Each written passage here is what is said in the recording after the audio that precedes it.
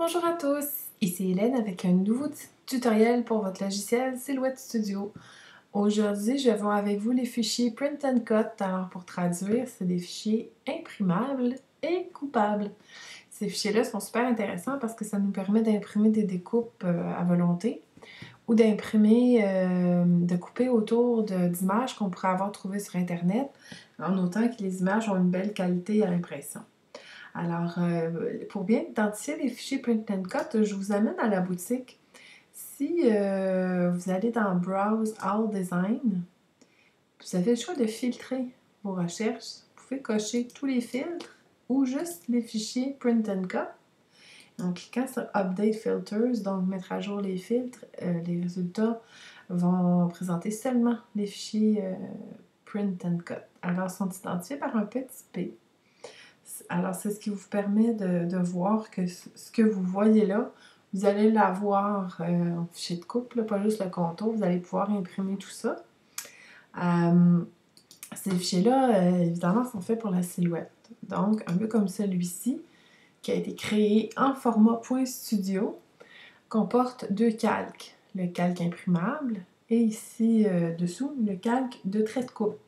Parce qu'évidemment, il y a deux étapes. On imprime, on remet dans la silhouette et on découpe. Donc, si la silhouette n'a pas ses repères de coupe, elle ne pourra pas couper. Alors, celui-là, c'est super facile. Tout ce qu'il vous reste à faire ici, c'est d'ouvrir un fichier comme ça. Ça vous prend des repères d'alignement. Seulement ici, vous cliquez sur ouvrir la fenêtre de repères d'alignement.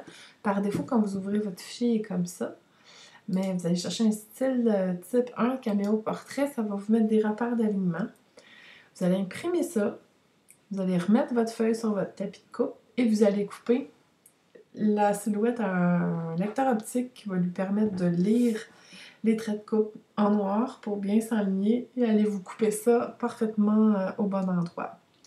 Alors ceux qui ont la silhouette caméo, je vous conseille d'utiliser le format 8,5 onces parce que la plupart, vous n'avez pas d'imprimante 12-12, donc vous allez imprimer un fichier 8,5 onces dans votre imprimante, donc c'est mieux de travailler en format 8,5 onces. Pour ça, c'est super simple. Ça se complique un peu quand on vient de télécharger une belle image comme ça que j'ai prise gratuitement sur le site de Studio Calico où sous, nous n'avons rien. Donc, une étape de plus à faire, c'est de se configurer des traits de coupe dans cette image-là. Alors, comme l'autre document, vous activez des repères d'alignement. Les repères d'alignement ne sont jamais activés par défaut. C'est à vous de le faire. Là. Moi, je l'avais déjà fait parce que mon fichier était déjà ouvert. Mais on active les repères d'alignement. On s'assure que les dessins sont à l'intérieur. Et en allant chercher notre outil fenêtre de tracé, on sélectionne des zones. Je vous conseille d'y aller zone par zone parce que s'il y a des petits ajustements à faire, vous allez pouvoir les faire sans altérer le reste de vos images. Alors pour ceci, je conseille de désactiver le filtre supérieur et de mettre votre seuil au maximum. Il vous aura juste à cliquer sur tracer le contour extérieur et puis vous avez vos traits de coupe. Alors vous recommencez cette étape-là pour vos autres formes. Fil supérieur, seuil à 100%, tracé, et voilà. Alors, on remet tout ça en place. Quand vous bougez votre image comme ça pour vérifier, je vous conseille de faire revenir en arrière ou annuler pour qu'elle se replace au bon endroit.